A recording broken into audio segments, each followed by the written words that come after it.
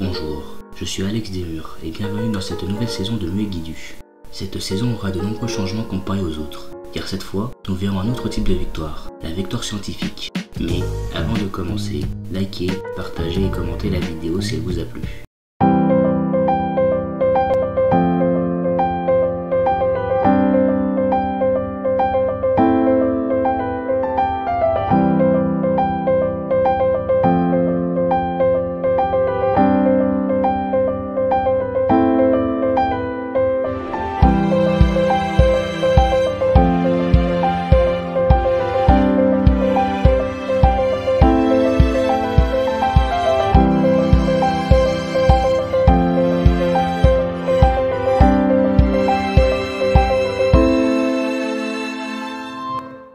Cette nouvelle saison commence en l'an 4000 avant Jésus-Christ. Sundok déplaça son colon, qui se trouvait trop proche d'un volcan. Quel spectacle merveilleux ce doit être à la saison des pluies. Des cascades dans toutes les directions. Cette action permit la découverte de l'Uluru, ce qui provoqua la découverte de l'ordre kabbalistique. La dirigeante coréenne accepta de faire partie de cette société secrète. Grâce à ce choix, un nouveau type de ressource apparaît sur la carte, les alignements de sites. Grâce à ces alignements, visibles seulement pour ceux ayant rejoint l'ordre kabbalistique, un bonus de proximité supplémentaire est accordé pour les quartiers spécialisés. Un boost de recherche sur l'astrologie a été accordé à la Corée pour la découverte de la merveille naturelle. Cette année-là, la Corée eut deux moments historiques. Le premier pourra fonder sa capitale près d'Uluru, le second pourra fonder cette même ville près du mont Pict. Gyeongju est fondée sur une forêt tropicale. La capitale rouge forma un éclaireur. La Reine Rouge lança la recherche de l'exploitation minière pour commencer l'exploitation de la pierre. Le guerrier coréen découvrit un village tribal. La Corée découvre les chanteurs du néant. Pour cela, le guerrier est allé rendre visite au village tribal, ce qui apporta, en plus de la découverte des chanteurs du néant, un éclaireur gratuit. L'éclaireur rouge découvrit la cité-état culturelle d'Ayutthaya. La cité-état de Kumasi se présente à l'éclaireur rouge. La Corée étant la première à découvrir ces deux villes, chacune d'entre elles a un émissaire coréen. Ayutthaya demanda la création d'un campement coréen en échange d'un émissaire gratuit. Kumasi, quant à elle, demanda à créer un quartier rouge. Grâce aux émissaires coréens, la culture monta à 3,2 points. La découverte de Kumasi permit de découvrir les chouettes de Minerve. L'agrandissement de Gyeongju apporta un problème. Le citoyen se rendit près de la merveille naturelle, bloquant la croissance de la ville. Pour y remédier, Sundok força ce citoyen à se placer ailleurs. Petite ellipse jusqu'à cette date. Gyeongju a fini de former l'éclaireur. Désormais, la ville commence à former un colon. Pour accélérer les choses, Sundok força son second citoyen à se placer sur la pierre. Ce n'est pas la sagesse, mais l'autorité qui fait une loi. Le code juridique est découvert. Aussitôt, Sundok adopta la discipline et le culte impérial. La Reine Rouge voulut rechercher l'artisanat. Un boost de recherche sur la philosophie politique est accordé à la Corée. En effet, un éclair rouge découvrit la cité-état économique de Mogadiscio, ce qui fait 3 cités-états découvertes. Un émissaire coréen se rendit dans la ville économique, car Sundok est la première dirigeante à découvrir Mogadiscio.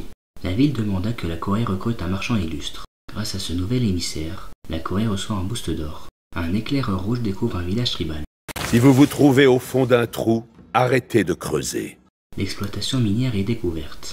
Un boost de recherche sur le premier empire est accordé à la Corée grâce à la visite du village tribal. Sundok veut rechercher l'écriture pour pouvoir créer des campus. Nouvelle ellipse jusqu'à ce qu'un éclaireur apporte un boost de recherche sur le commerce avec l'étranger grâce à sa découverte d'un nouveau continent. Un éclaireur repère la capitale coréenne. Je me suis dit que l'argile devait être heureuse entre les mains d'un potier de talent. La compétence sans l'imagination, c'est ce qu'on appelle le savoir-faire. C'est à ça que l'on doit de nombreux objets fort utiles, comme les paniers à pique-nique en osier. La poterie et l'artisanat sont découverts. Sundok recherche le commerce avec l'étranger. Sundok découvre une nouvelle civilisation, l'Éthiopie, dirigée par Ménélik II. Cette action apporta un boost de recherche sur l'écriture. La dirigeante rouge proposait une délégation à l'Empire doré. Ménélik offrit à son tour une délégation à l'Empire rouge. Sundok découvrit l'Espagne, dirigée par Philippe II. La Corée et l'Espagne montrent la position de leurs capitales respectives. Sundok proposait une délégation à l'Espagne. Le guerrier coréen découvrit un village tribal.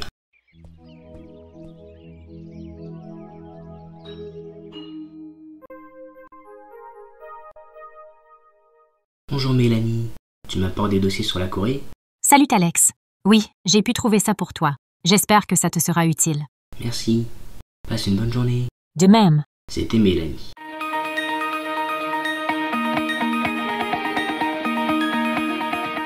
Bonjour, nous sommes le 21 avril 360 avant GC. Alors, nous avons avec nous M. Tadès, porte-parole du gouvernement éthiopien. Bonjour, Monsieur Tadesse. Bonjour. Monsieur Tadesse, nous apprenons que votre pays a voué un culte à la danse de l'aurore. Pourquoi avoir choisi ce panthéon? Nous avons choisi cette croyance car notre territoire est composé de toundra. Cette croyance nous permet d'améliorer la foi de notre empire grâce à cette particularité. Merci pour cette explication, Monsieur Tadesse.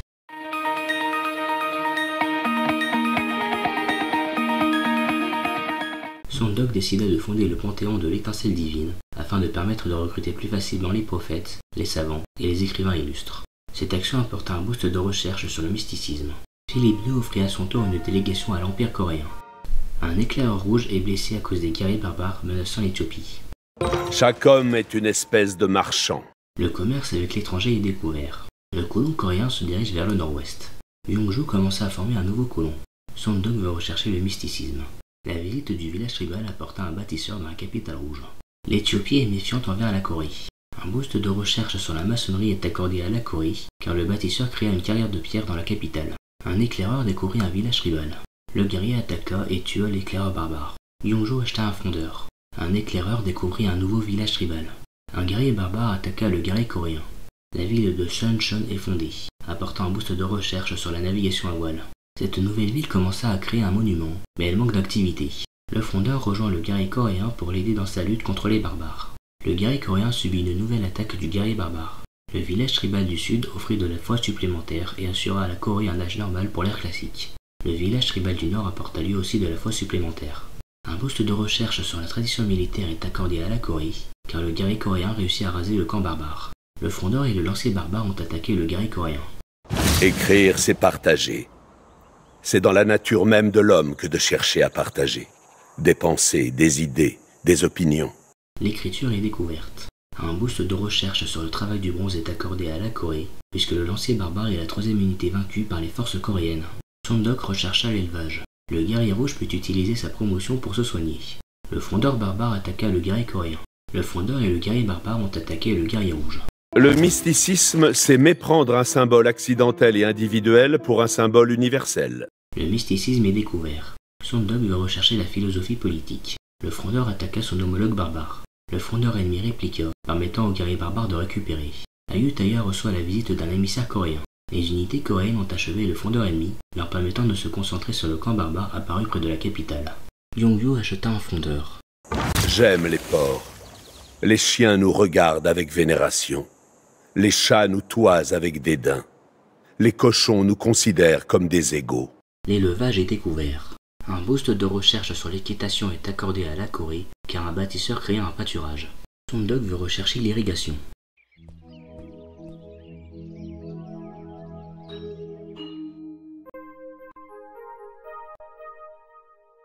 Rebonjour Mélanie. Oui, bonjour Alex. J'ai pu te trouver ça pour ta vidéo. Merci beaucoup. Bonne journée. De même. C'était Mélanie.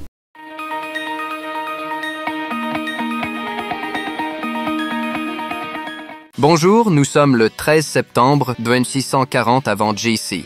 Nous apprenons que l'Éthiopie a fondé la ville d'Aksum. Nous recevons aujourd'hui Madame Garcia, porte-parole du gouvernement espagnol. Bonjour Madame Garcia. Bonjour. Nous apprenons que votre roi a fondé la ville de Barcelone au sud de votre capitale. Pourquoi cet endroit spécifiquement? Le roi Philippe, sous conseil de notre Premier ministre, a placé la ville Barcelone au sud. Cet emplacement nous sert à avoir une ville côtière, qui peut nous être utile pour créer des navires, mais également pour éviter que votre pays puisse attaquer notre capitale directement. Craignez-vous que notre sublime reine Séandéoc puisse attaquer l'Espagne? Nous préférons être prévoyants. Pour le moment, la Corée est la civilisation la plus proche de la nôtre. Merci pour ces explications, Madame Garcia.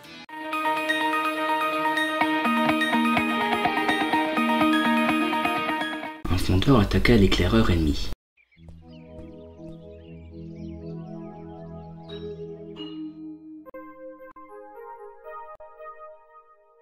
Bonjour Mélanie. Bonjour Alex. J'ai un nouveau colis pour toi. Merci Mélanie. À la prochaine. A plus, c'était Mélanie.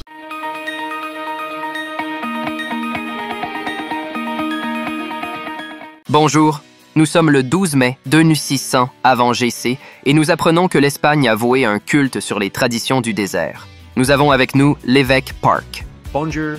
Alors, quelle est la spécificité de ce panthéon, monsieur l'évêque? Ce panthéon se va avoir de la foi supplémentaire pour les cases de désert espagnol. Un peu comme pour l'Éthiopie. Oui, c'est le même principe. Mais dans le cas de cet empire, ce sont les zones de toundra qui leur offrent de la foi supplémentaire. Merci, monsieur l'évêque.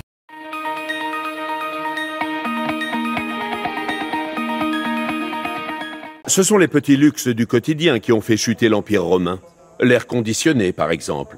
Comme ils avaient tous les fenêtres fermées, ils n'ont pas entendu les barbares arriver. Le premier empire est découvert. Pinkala fut nommé gouverneur de Gyeongju. Le fondeur attaque une nouvelle fois l'éclaireur barbare. Le nouveau colon se dirige vers l'empire bleu marine. La capitale rouge commença à en former un nouveau. Un moment historique arriva lorsque le guerrier profita que le lancier quitta le camp barbare pour le raser. Cette action permit de découvrir la société secrète du pacte du sang. Le bâtisseur créa un pâturage pour chevaux dans la ville de Chonchon. Un fondeur attaqua le lancier barbare. Le lancier barbare attaqua le fondeur. Le fondeur utilisa sa promotion pour se soigner. Le guerrier coréen attaqua le lancier barbare. Un boost de recherche sur le tir à l'arc est accordé à la Corée, car le fondeur put vaincre le lancier barbare. La ville de Yongsan est fondée. Cette ville commença à créer un monument. Le guerrier coréen acheva l'éclaireur barbare. Un éclaireur découvrit un village tribal. Des milliers peuvent vivre sans amour, mais aucun sans eau. L'irrigation est découverte. Sondok rechercha la navigation à voile. Un boost de recherche sur la roue a été accordé à la Corée, car l'éclaireur découvrit et visita un second village tribal. L'éclaireur se fit attaquer par un fondeur ennemi. Il est tout aussi important d'avoir une main-d'œuvre épanouie et engagée que d'être rentable. La main-d'œuvre nationale est découverte. Sondok remplaça la discipline par la conscription. Amani fut nommé gouverneur de Mogadiscio. Suncheon commença à créer un grenier. L'Espagne devient méfiante envers la Corée. L'éclaireur coréen utilisa sa promotion. Une légère tempête de sable arrive vers Uluru. Grâce à cette tempête, la future mine de sel a un bonus de nourriture. Si les grands vaisseaux s'aventurent au loin, les petits restent près du rivage. La navigation à voile est découverte. Sondok veut rechercher le tir à l'arc. L'éclaireur trouva un camp barbare et se fit attaquer par un fondeur. Philippe II n'est plus méfiant envers la Corée. Le mont Picte s'éveille. L'éclaireur découvrit la cité-état scientifique d'Atusa. Cependant, une autre civilisation a déjà découvert cette ville, empêchant la Corée d'y envoyer un émissaire directement. Atusa demanda qu'une route coréenne aille dans la ville bleue. Amani est active à Mogadiscio, ce qui place la ville économique sous contrôle des Coréens, amenant un moment historique, car Sondok est la première suzeraine de cette cité-état. La Reine Rouge ordonna à un éclaireur d'aller sur le champ de météorites. Le Portugal, dirigé par Jean III, vient à la rencontre de la Corée. Sondok envoya une délégation à ce nouveau pays. Cependant, Jean III, faisant partie des chanteurs du néant, n'approuva pas le fait que Sondok dépende de l'ordre kabbalistique. Le Portugal et l'Espagne sont méfiants envers l'Empire Rouge. Un éclaireur put atteindre un village tribal qui garantit un éclaireur gratuit. Grâce à Amani, Mogadiscio donnera plus d'or aux Coréens. En effet, Sondok n'a pour le moment créé aucun bâtiment requis pour que le bonus marche. Philippe II n'est plus méfiant envers la Corée.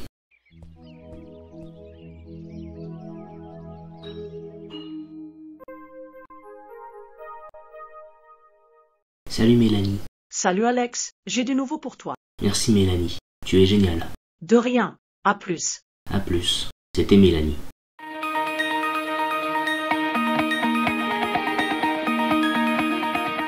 Bonjour, nous sommes le 2 avril 1840 avant JC et nous sommes avec notre expert géopolitique, Monsieur Zhang.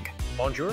Nous apprenons que l'Espagne a fondé la ville de Séville proche de Mogadiscio. Quelles leçons pouvons-nous en tirer? Eh bien, tout d'abord que l'Espagne est devenue un pays aussi grand que nous, du moins pour le moment, car notre reine bien-aimée forme actuellement un nouveau colon pendant que je vous parle. Ensuite, Philippe II n'a pas choisi cet endroit pour rien. En fondant Séville ici, il a bloqué l'expansion de notre empire.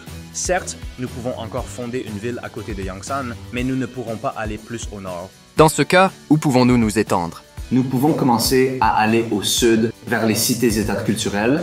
Le terrain est assurément désertique, mais je crois en notre peuple pour réussir à dompter ce terrain hostile. Merci, Monsieur Zhang, pour votre analyse.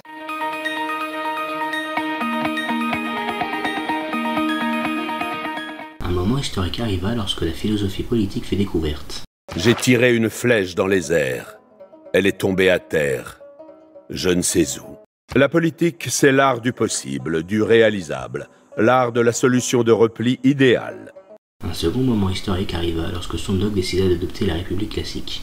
La Reine Rouge décida d'adopter l'urbanisme, l'inspiration et la ligue diplomatique en plus du culte impérial.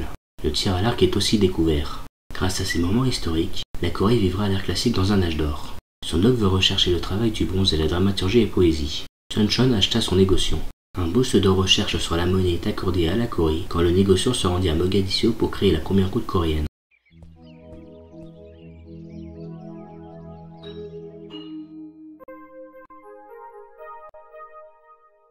Salut Mélanie. Salut Alex, j'ai trouvé ça pour ton épisode. Merci beaucoup. À la prochaine. À plus. C'était Mélanie.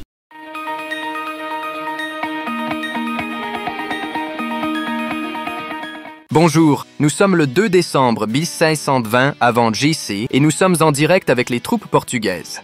Vous assistez à la destruction d'un camp barbare, chers téléspectateurs.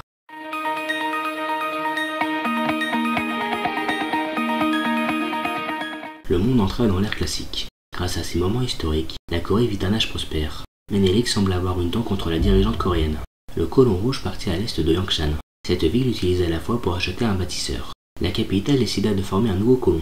Le Portugal est, lui aussi, dans un âge d'or. L'Éthiopie est dans un âge normal, tandis que l'Espagne connaît un âge sombre. Sondok choisit la monumentalité comme résolution. C'est grâce à cela que la Reine Rouge peut garantir un bâtisseur à Yangshan. Le changement d'air fit changer certaines demandes des cités-États. Atusa demanda encore une route commerciale. Kumasi souhaita que la Corée possède une place du théâtre. Enfin, Mogadiscio demanda un marchand illustre coréen. Comme vous avez pu le constater, la Corée commence très bien son histoire. Maintenant, Sondok sait que pour viser les étoiles, elle doit générer de la science. Dans le prochain épisode, vous verrez comment l'Empire Rouge va urbaniser ces villes. Si la vidéo vous a plu, pensez à liker, commenter, partager la vidéo. Merci pour votre soutien.